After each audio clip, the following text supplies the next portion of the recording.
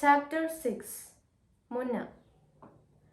By the end of 2007, MAD was beginning to find its foothold in Kochi, and the recruitment drive in 2008 saw a sharp rise in the number of applicants.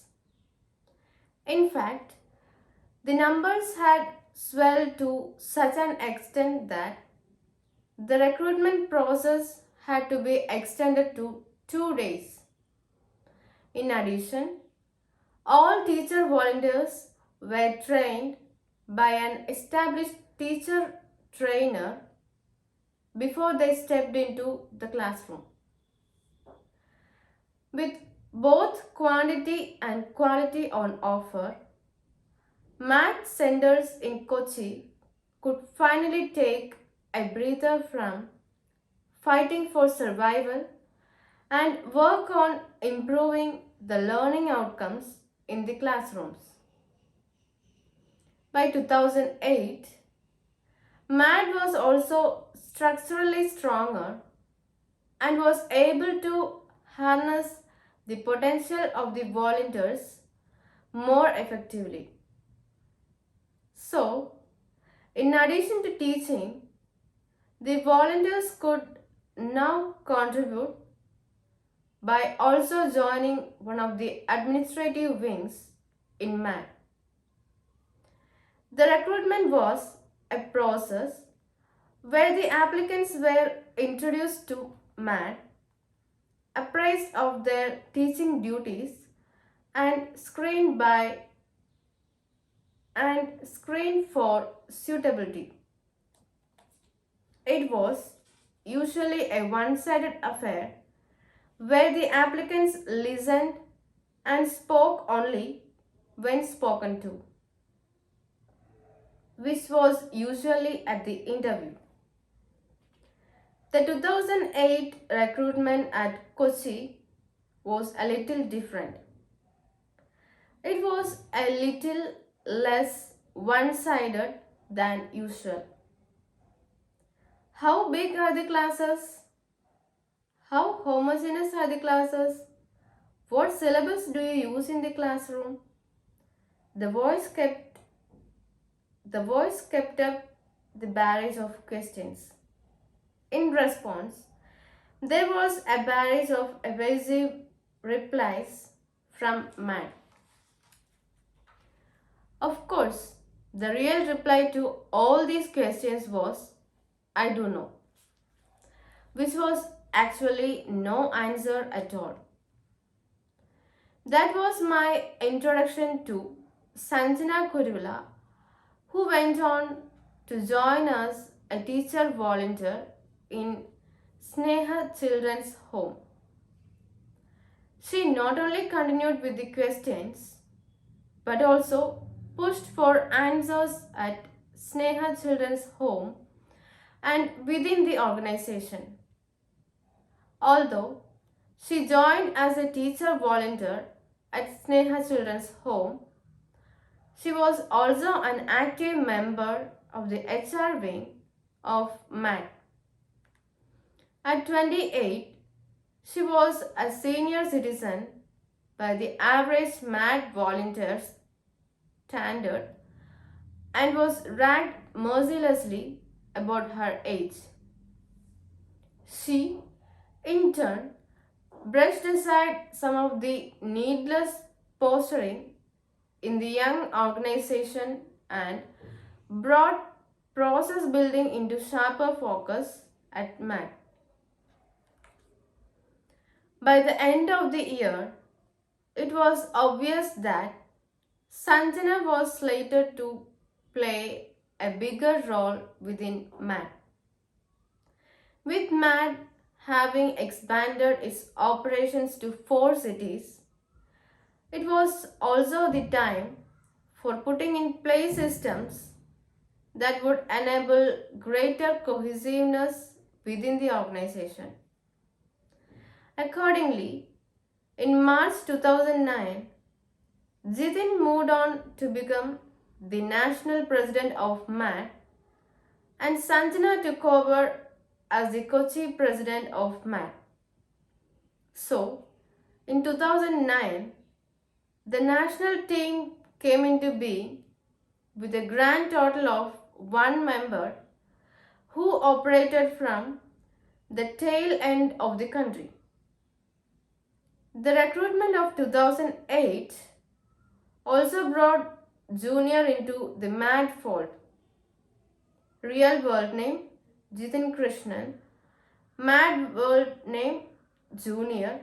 So rechristened because there were too many Jitins already in mad. Junior taught at M- Junior taught at YMCA shelter home and was a part of the public relations bunch of man. His mails had a brisk message in conclusion. It is not a crime to reply to mails. That was vintage Junior with anger management issues that resulted in shoutfest with professors at college and with the colleagues at MAD. Many mad years later, he morphed into a team builder, a super mentor, and daddy to very many mad volunteers. Both Sanjana and Junior were a part of MAD in the crucial early years, and over the years, they not only helped shape the organization but also imprinted it with a lasting legacy. Just as in the other Kochi centers, the influx of volunteers in 2008 finally eased the struggle at Sneha Children's Home. All the volunteers who joined in 2008 stayed on till the end of the year and some beyond it. With better teacher-student ratio and better quality of teachers, math classes were a great deal more effective. By all accounts, the year should have been a glorious sunshine and rainbow period for me at Sneha Children's Home.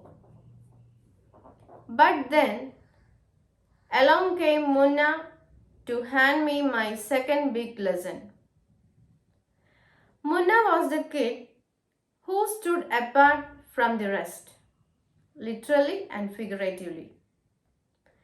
He sat aloof in the classroom and watched with distaste as the rest of the kids ran amok. He would sigh sympathetically at the end of the class and say with much feeling, "Kya bache hain? What sort of children are these?" Munna's entire demeanor was that of Munna's entire demeanor was that of royalty being forced to consort with the riffraff. He made little effort to befriend any of the kids at Sneha Children's Home and treated them with disdain. The kids, in turn, never let go of an opportunity to tease and torment him. Considering the contempt in which he held them, it was hardly surprising that he was probably the most unpopular kid in Sneha Children's Home. Munna certainly needed a crash course in making friends and influencing people. Sharing was anathema to Munna, and from the volunteers, he demanded undivided attention and individual study material.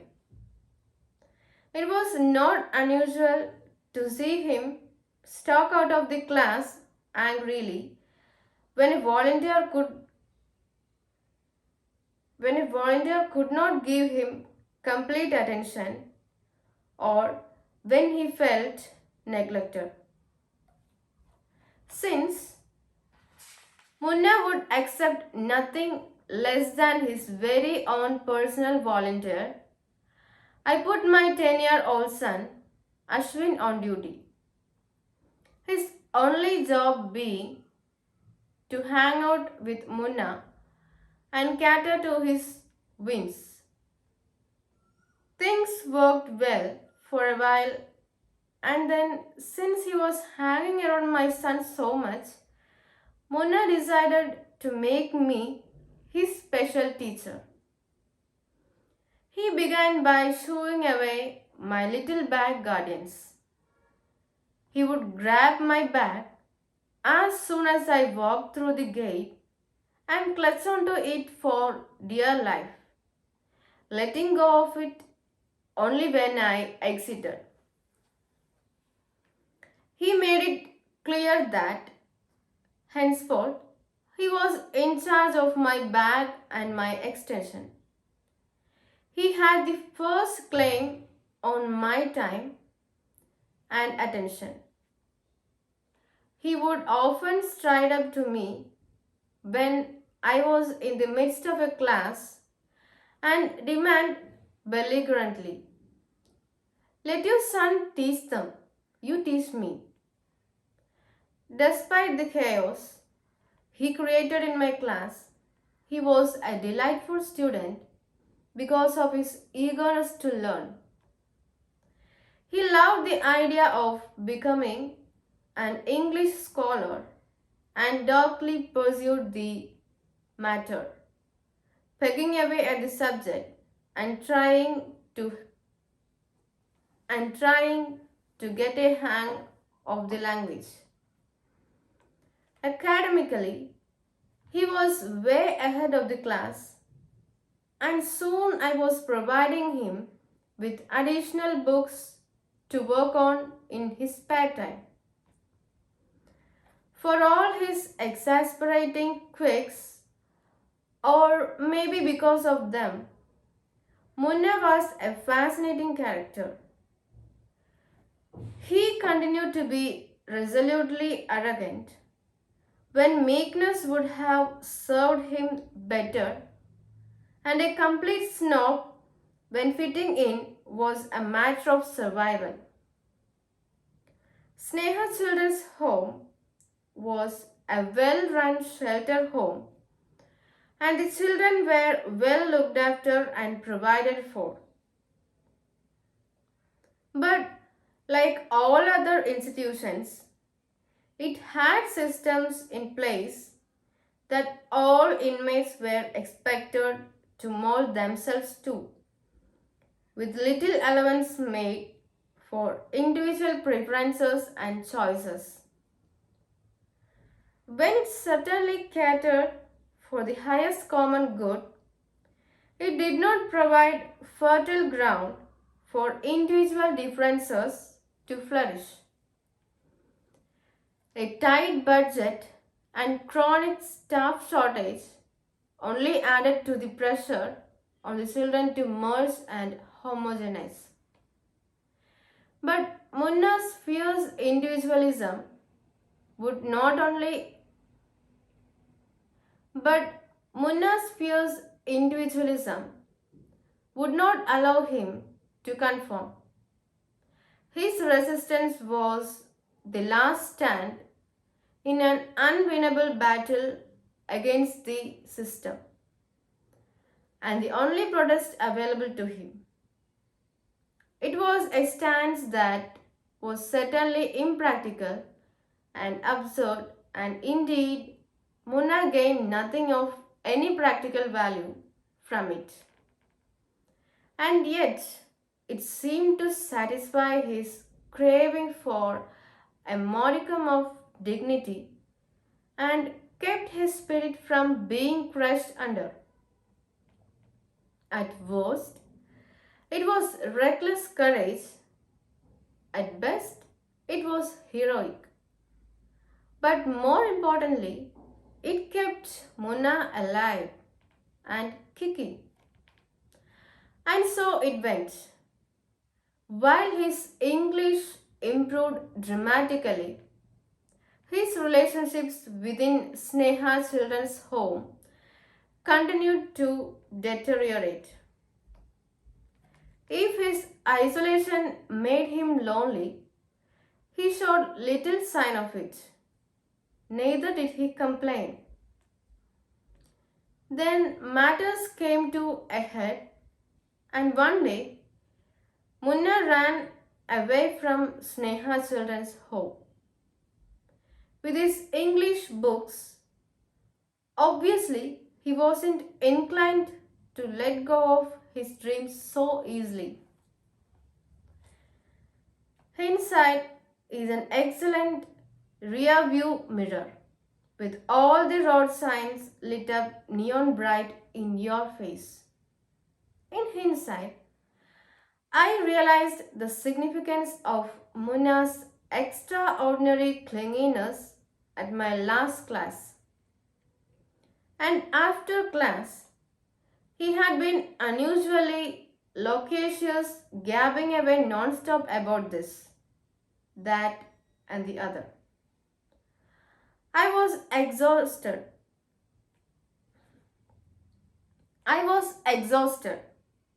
And while I was physically present, mentally I had already logged out of Sneha Children's Home. Against the backdrop of Munna's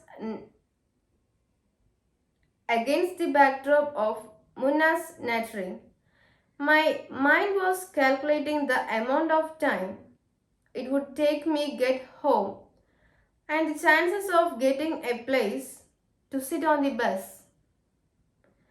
I patted him absent-mindedly on his head and headed out. He followed me carrying my bag.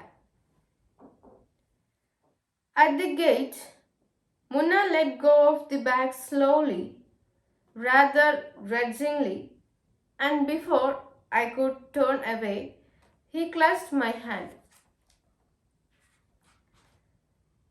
मुझे यहाँ अच्छा नहीं लगता है, he said. I don't like it here. Huh? The sudden disclosure broke into my reverie. क्या हुआ? What happened? कुछ अच्छा नहीं है, he repeated stubbornly. Nothing is good. It was getting really late and I didn't want to miss my regular bus. I smiled lightly and gave him some vague reassurances before hurrying away to catch my bus. In some guilty little corner of my mind, I made a note to come a little earlier for my next class and discuss the issue with Munna. But there was no Munna at the next class and no way for me to make amends. And to make matters worse, I found the pen that Munna had borrowed in my bag. A few weeks before he ran away, Munna had found a pen in my bag while rearranging it. He had asked for it, but since it was a gift from a student, I was reluctant to part with it. But then again, since it was Munna, I was reluctant to part with it. But then again, since it was Munna, I was reluctant to refuse. I had treaded carefully around the issue and agreed to lend it to him for a while specifically mentioning my attachment to it. While rearranging my bag on his last day at Sneha Children's Home, He had tucked it away safely into an inner compartment of the bag. He had already made his plan to run away and had factored my feelings into it. This last bit of unexpected courtesy by Munna by misery. By Munna completed my misery. I had done nothing to warrant his consideration. He had tried to communicate, and I, his teacher, had not even listened. I knew that I had failed him completely. That night, I did two things I hadn't done for years. I cried bitterly and I prayed feverishly for the boy who had tried so hard to do the right thing and do it his way. What if is a difficult game to play, and it is impossible to say how it would have played out if I had been more alert to Munna's emotional state. Would my words or actions have altered his course of action? And if it did, would his life have panned out differently? I have often reworked that scene in my mind, wondering if it could have turned out differently in the long run. But what is crystal clear is that my heedlessness ensured that events played out as they did. When I rooted around to find a reason for Munna's departure, I found that he had had a fight with a couple of kids and they had teased him incessantly after that. No amount of digging would turn up anything different, and so I tried to look at it from Munna's point of view. I tried to imagine what life at a street shelter was like. Had he really ignored the incessant teasing, or had he merely suppressed the hurt? Had he carried his pain around silently, feeling the lead in his heart, or had he wept silently into the night? Standing there in Munna's shoes, I felt a degree of aloneness that was devastating in its intensity. That was the instant when everything clicked into place. And suddenly, all that I had ever seen and experienced at Sneha Children's Home made complete sense. I remembered Jitin telling me about a little kid in his classroom who had run out all upset and had gone into an empty room to cry. I had always known kids to do the reverse, run to an adult for solace. That was my OMG moment. That's when I realized how alone these kids were and how much stress they must undergo, having to fend for themselves all the time.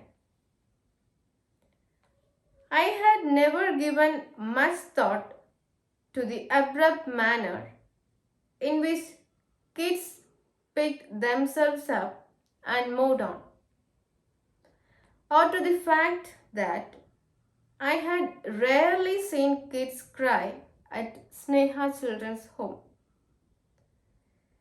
I had never wondered at their eagerness to tell me their names or their absolute delight when I remembered a trivial detail about them.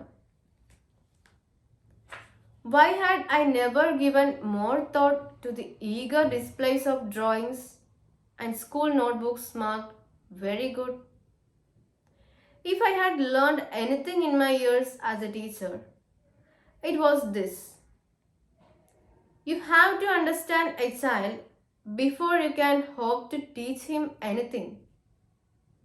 But I had made not the least effort to understand my students at Sneha Children's Home. I had so little awareness about their needs. It was hardly a surprise that they shirked my classes. I could not even muster up a picture of their world. So, how could I have motivated them enough to learn? It was clear that my classes had no place in their lives. It satisfied no need and filled no void. Unless I changed course, my teaching would continue to be 2 hours of wasted time for them. While I was sifting through these bits of realization, the unthinkable happened. My better Senthil transformed overnight into the student of the year. He went from being a classroom terror to a teacher's dream right before my unbelieving eyes. He was eager, attentive, industrious. He was in love with his class teacher, Mrs. G. That year he aced his exams and thereafter his academic career gathered momentum with every passing year, culminating in a brilliant performance. Full marks in 3 subjects in grade 10 board exams. No one was happier than me when Senthil changed, but I still had my suspicion and I kept a sharp eye on him. I could have spared myself the trouble because thereafter Senthil never deviated from the straight and narrow. When he wasn't studying, he was making cards for Mrs. G. He kept accosting me before and after class, asking for spelling of beautiful, kind, wonderful, mother, words to that effect. Mrs. G turned out to be a plump little lady with a lovely smile and a matronly air about her. She was obviously very fond of her students, and the sentiments were heartily reciprocated. The consensus among the students was that she was the kindest teacher in the entire school. She was probably a good teacher, but it was clearly the bonding with her students that kept them motivated enough to study and, in this case, mend his way. Finally, I had my answer. What they needed was an ear and a heart, not one more person shoving an agenda down their throat. I was obviously a very slow learner since it took me so long to understand the fundamentals. And that's when having a stable volunteer base at Sneha Children's Home came in real handy. In addition to providing dependability, The bunch of volunteers that year had the will and attributes required to turn things around at the center. Everyone worked in tandem to make things happen. There were meetings every week to decide our agenda and to work on the feedback. Each of us picked the kids with whom we had a personal rapport and we grouped them accordingly. This, we found, was the best way to work around the extreme heterogeneity in our classrooms. There was storytelling and reading at every class. Activities like drawing, coloring, and craft were woven into the learning process. Charts were liberally pasted all over the center, including classrooms and corridors to enhance visual learning outside the class. We used audio and videos in the classrooms and worked hard at preparing interesting worksheets and digging out relevant printouts from the internet. And mostly, we were gentle and patient, allowing for the concepts to seep in where previously we had used a crowbar to pry open an entry into their minds.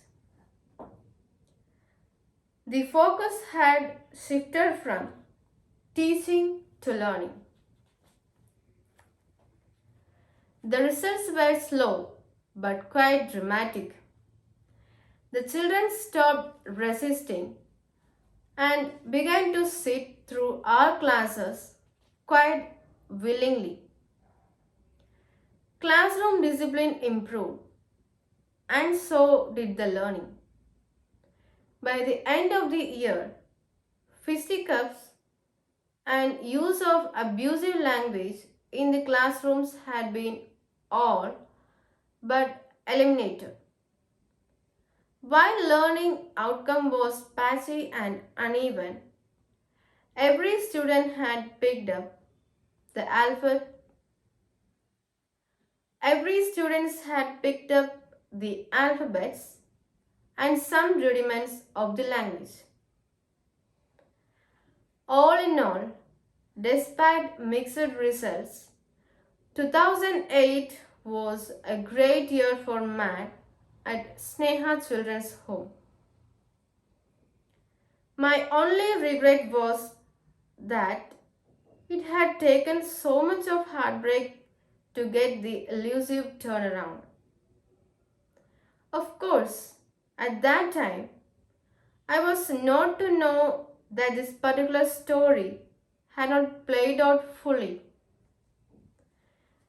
There would be a lot more of Munna in the times to come, this time involving all of man. While I was learning and changing, so was man. Just as I was beginning to realize that there was as much to be done outside the class as inside, the same awareness was dawning on the organization. Man was beginning to sense that for real change to happen, the agenda had to be wider and deeper than English classes. In many ways, 2008 was a turning point for both Matt and for me. Both of us stopped believing in English as the magic bullet to bring about transformation in the lives of institutionalized children. That year, Mad Kosi organized fun camps at all their teaching centers.